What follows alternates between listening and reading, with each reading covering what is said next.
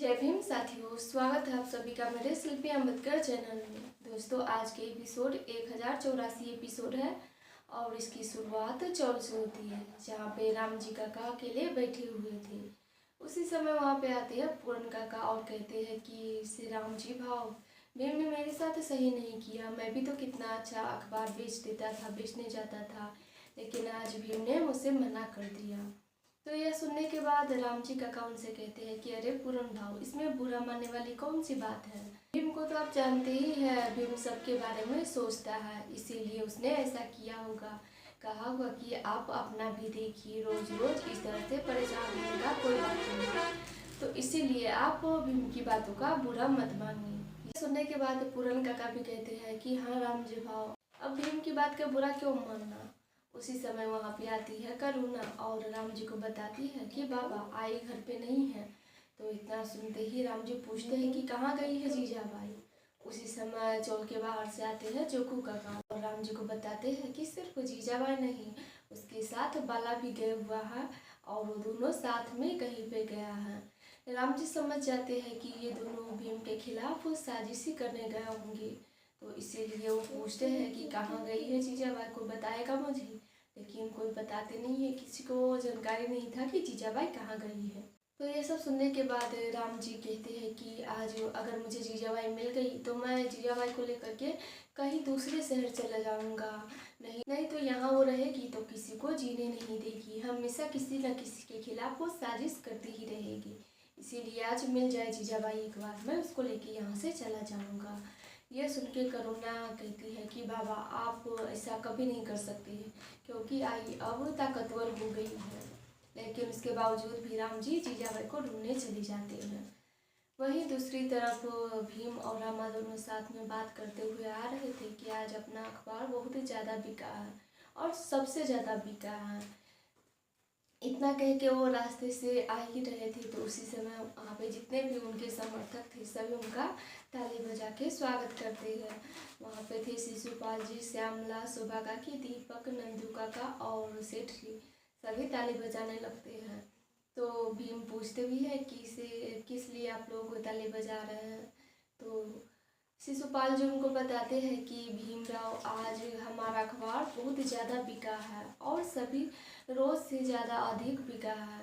तो वहीं पर खड़ी रमा कहती है कि एक समस्या भी है। मेरी आई ने कहा है कि वो परसों किसी भी तरीके से अखबार ऑफिस बंद करवा देगी, अखबार छापना बंद करवा देगी, तो इसीलिए थोड़ा हम लोगों को ध्यान देना होगा। तो ये सुनने के बाद सेठ जी कहते हैं कि इसमें कौन सी बड़ी बात है, उसने ऐसे ही कह दिया होगा जोश में आके, लेकिन वो भला कैसे रोक सकती है अखबार ऑफिस को।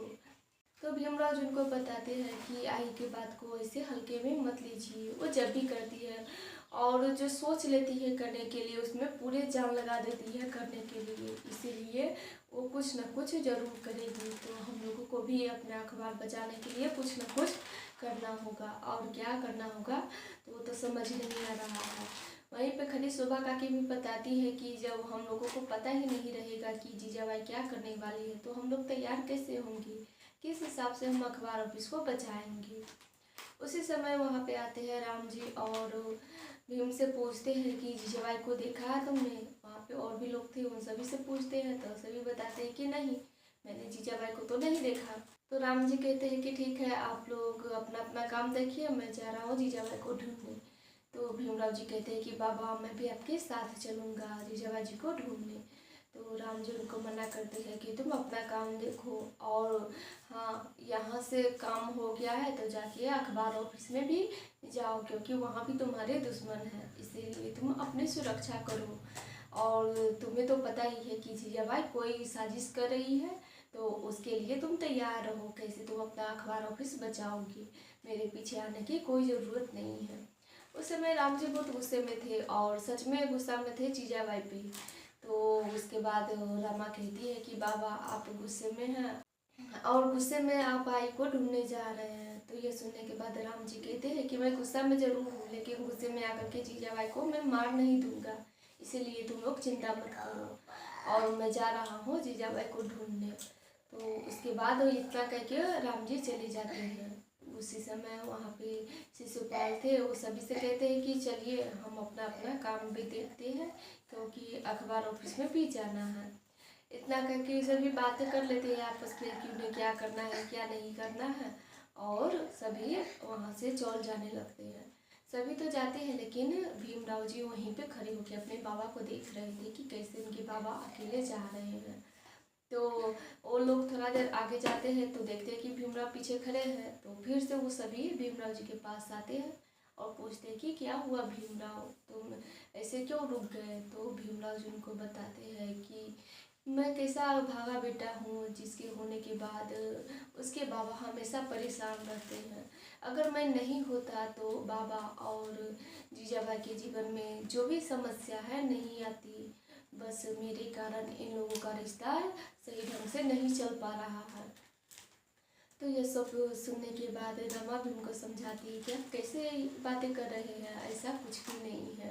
वहाँ पे शिशुपाल भी उनको समझाते हैं कि भीमराव अभागा बेटा तुम नहीं हो, बल्कि अभागन जीजाबाई है, जिसको समझ नहीं आ रहा है कि तुम्हारे जिसे बेटा मिलना कितना सौभाग्य की बात है।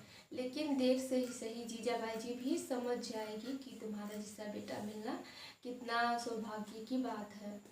उसी समय से अमला भी कहती है कि भीमराव आप चिंता मत कीजिए, और मैं तो हमेशा यही चाहती हूँ कि मेरा भी कोई बेटा हो और वो पूरी आपकी तरह हो, पूरी की पूरी आपके जैसे हो। तो मैं भी एक बेटा चाहती हूँ। यह सब सुनने के बाद भीमराव जी को थोड़ा तसल्ली होता है, क्योंकि सभी आदमी उनको समझाते हैं।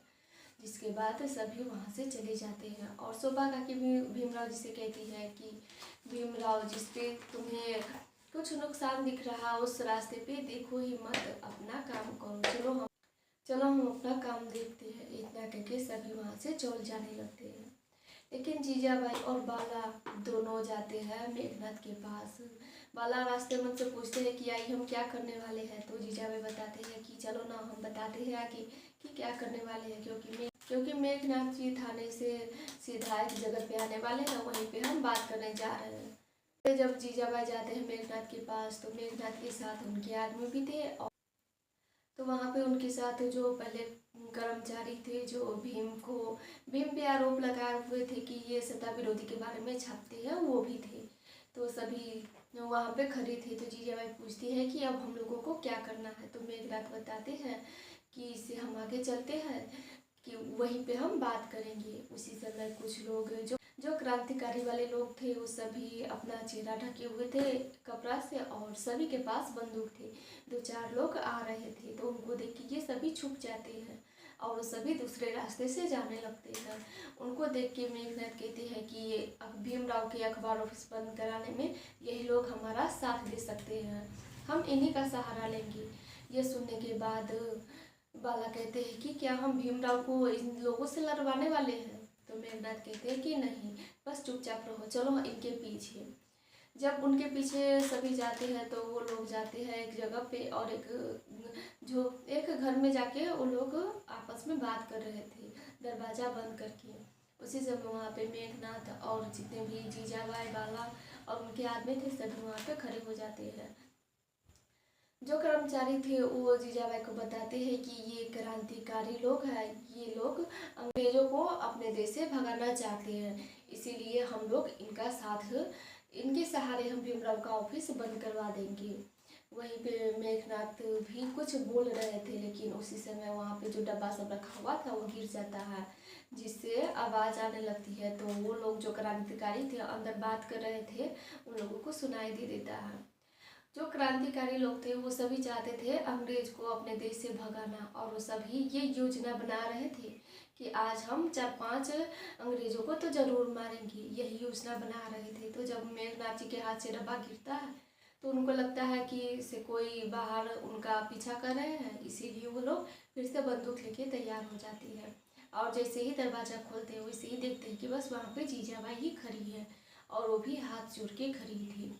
उनको देख के वो सभी उनको डांटने लगते हैं कि तुम कौन हो और यहाँ पे क्यों आई हो, मैं तुम्हें गोली से मार दूंगा। तो जीजाबाई हाथ जोड़ के बताती है कि मैं बहुत बड़ी मुसीबत में फंसी हुई है, मेरे पति को किसी ने अगवा कर लिया है और उनको मुझे छुड़ाना है, इसीलिए आपकी मदद चाहिए।